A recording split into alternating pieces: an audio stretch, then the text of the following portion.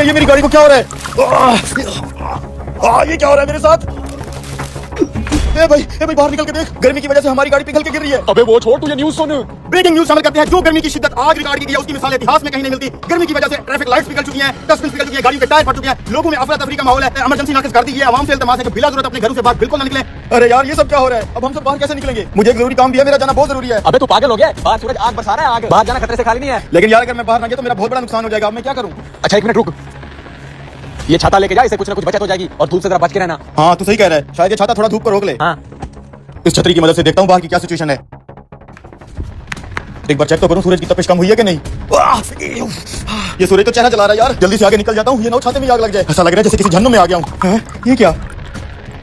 ये बाहर क्या हो रहा है चाचा मजीद? जो सोलर प्लेट सूरज की हीट पे चलती है, जिसको जरूरत ही धूप की होती है, वो ये धूप की वजह से पिघल के जमीन पे कैसे गिर रही है? बेटा ये सब अल्लाह का कहर है। मैंने आज तक अपनी जिंदगी में पहले कभी इतनी गर्मी नहीं देखी। सूरज की तपिश से हर चीज जमीन पे पिघल के गिर रही है। अल्लाह खैर करेगा चाचा, लेकिन जरूर इस मसले का कोई हल तो होगा। आज अगर इस मसले का हल ना ढूंढा तो इस गर्मी से सब खत्म हो जाएगा। मसले का हल क्या ढूंढेगा बेटा? वो तो नहीं पता चाचा, लेकिन जरूर इस मसले का कोई हल तो मैं ढूंढ ही लूंगा। ऐसे हाथ पे हाथ रख के बैठने से कुछ नहीं होगा। मैं भी तेरे साथ चलता हूँ बेटा। आज फिर चाचा।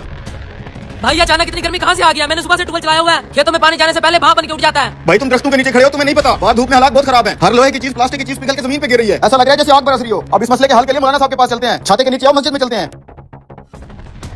इमाम साहब बाहर के हालात तो आपने भी सुंदर देख लिए होंगे, कहीं हम पर अल्लाह का अज़ाब तो नहीं आ रहा? इतनी गर्मी है कि हर चीज पिघल के गिर रही है। पूरे मुल्क में अफरा तफरी मची हुई है। इस शदीद गर्मी की वजह से लोग अपने घरों से बाहर नहीं निकल पा रहे, ना ही कोई कारोबार कर पा रहे हैं। अब आप ही इसका कोई हल बताएं। इंसान कितना खुदगर्ज है, सारी जिंदगी गफलत में गुजार देता है, थोड़ी सी सख्ती आने पे चलाने लगता है। हालांकि ये सब कुछ जो बाहर हो रहा है हम इंसानों को ही किया जा रहा है। वो कैसे मौलाना साहब? हर साल हम इंसान चंद पैसों की खातिर लाखों दरख्त काट देते हैं। तुम्हें पता है एक दरख्त कितनी ठंडक रखता है? जैसे फिजा में तो एयर कंडीशन ऐसी चल रही हो, वो भी फ्री में बगैर बिजली के। ये है मेरी अल्लाह की कुदरत। इसका मतलब है मौलाना साहब ये जो इतनी गर्मी हो रही है दरख्तों की कमी की वजह से हो रही है। लेकिन इस मसले का आप क्या करेंगे मौलाना साहब? हम बाहर कैसे निकलेंगे? इस मसले का एक ही हल है, जल्द से जल्द जितने भी दरख्त लगाओगे उतना ही जल्दी ये गर्मी कम होगी। मौलाना साहब हम अपने हिस्से का दरख्त तो लगा लें, लेकिन हम लोगों से कैसे लगवाएंगे? बेटा तुम अपने हिस्से का दरख्त लगाओ, बाकी सब लोग भी जरूर लगाएंगे।